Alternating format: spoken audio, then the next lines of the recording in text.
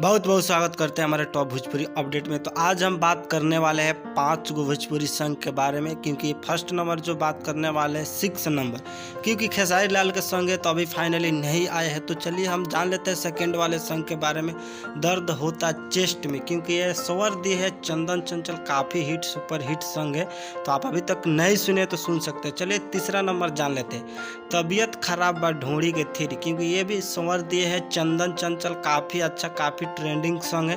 तो आप अभी तक नहीं सुने तो सॉन्ग जाकर सुन सकते हो। तो चलिए बात कर लेते हैं फिर ढोड़ी भातार जीसीबीसी, क्योंकि सवारती है चंदन चंचल, क्योंकि काफ़ी यूट्यूब पर ट्रेंडिंग और तबाही मचा रहे हैं चंदन चंचल जी। ये भी काफ़ी अच्छा सॉन्ग है। तो आप अभी तक नहीं सुने तो जाकर सुनिए, काफ़ी अच्छा सॉन्ग है। तो चलिए हम बात कर लेते हैं 5 नंबर सॉन्ग, ढोड़ी के थ्रेसर बुझेता, क्योंकि ये सवार दी है बुलेट राजा और काफ़ी अच्छा काफ़ी सॉन्ग है। तो आप अभी तक नहीं सुने तो जाइए गीत को सुनिए और काफ़ी अच्छा दुलार प्यार दीजिए। तब तक मिलते हैं न्यू भोजपुरी अपडेट लगा, तब तक जय हिंद और जय भारत।